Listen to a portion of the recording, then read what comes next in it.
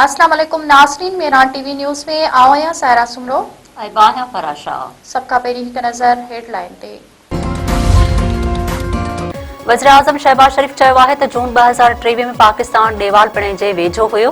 गॾियल कोशिशुनि सां मुल्क खे इक़्तिसादी बहितरी तरफ़ गामज़न कयो आहे। अॼु मुल्क में महांगाई जी शरह 38% खां घटि थी सिंगल डिजिट ते आहे। पॉलिसी रेट 22% खां घटि थी 10.5% ते आहे। बजट में सिधी रीत टैक्सनि में घटिताई करणी पवंदी। इस्लामाबाद में तक़रीब खे ख़िताब कंदे वज़ीर-ए-आज़म शहबाज शरीफ़ चयो आहे त सिंध में मेहरान जूं वादियूं ऐं पंजाब जी ज़मीन वॾी सरख़ेज़ आहे। 200 अरब जी बिजली चोरीअ जो ख़ात्मो ज़रूरी आहे। हुकूमत जो कमु कारोबार हलाइण न सीड़पकारनि खे सहूलतूं फ़राहम करणु आहे। निजी शोबो अॻिते अचे, असां सपोर्ट कंदासीं। ॾींहं राति महिनत करे वसीला जमा करणा पवंदा। कर्ज़ प्रोग्राम जी चौथीं किस्त जे जाइज़े वारियुनि ॻाल्हियुनि लाइ IMF जो वफ़द पाकिस्तान पहुची वियो। आलमी मालियाती इदारे जे वफ़द जूं स्टेट बैंक जे इख़्तियारियुनि सां ॻाल्हियूं। स्टेट बैंक जे अमलदारनि पारां IMF वफ़द खे माशी सुधारनि बाबति ब्रीफिंग। नाणे वारी वज़ारत मूजिबि IMF वफ़द 11 मार्च ताईं पाकिस्तान जो दौरो कंदो। वफ़द ईंदड़ हफ़्ते इस्लामाबाद पहुचंदो। टेक्निकल ऐं पॉलिसी सतह ते ॻाल्हियूं थींदियूं। निजकारी रियासती मिल्कियती इदारनि जे कारकर्दगीअ जो जाइज़ो वरितो वेंदो। अमरीकी सदर डोनाल्ड ट्रम्प चयो आहे त ईरान सां मामला सिफ़ारतकारी ज़रिए हल करणु चाहियूं था। ॿुधणु चाहियां थो त ईरान एटमी हथियार न ठाहींदो। ईरान वटि अहिड़ा हथियार आहिनि जेके यूरोप ऐं अमेरिकी अॾनि खे निशानो बणाए सघनि था। ईरान में हुकूमत 36,000 मुज़ाहिरीन खे क़त्ल कयो।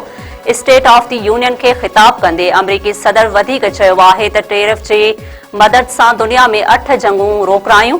पाकिस्तान ऐं भारत विच में एटमी जंग जो ख़तरो हुयो। मुदाख़लत न कयूं हा त लखे माण्हू मारिजी वञनि हा। अमेरिका जूं सरहदूं अॻु जे भेट में वधीक मज़बूत आहिनि।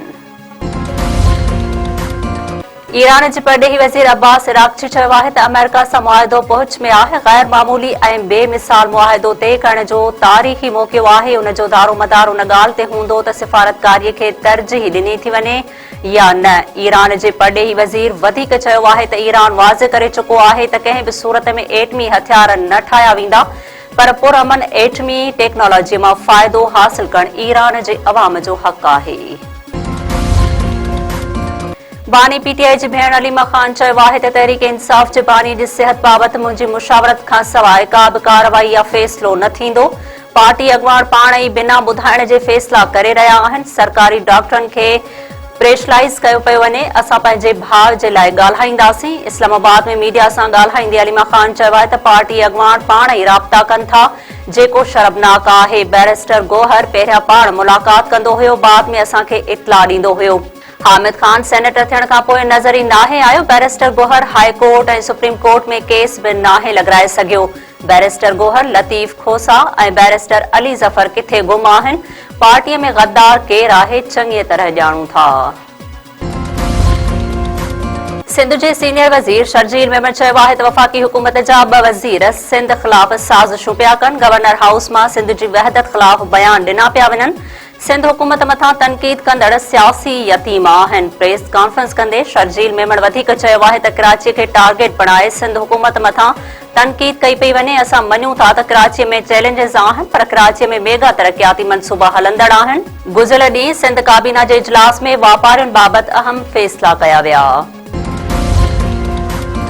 रोड़ी वेझो मिल्कियत जे तकरार तां वॾे भाउ हथां नंढो भाउ गोलियूं हणी क़तल। संगरार थाणे जी हद में भाइरनि में झेड़ो। फायरिंग में मोहम्मद यूनिस चखराणी मारिजी वियो। पुलिस जो चवणु आहे त नंढे भाउ पंहिंजे हिसे जी ज़मीन विकिरो करण थे चाही, जंहिं तां वाक़ियो पेश आयो आहे।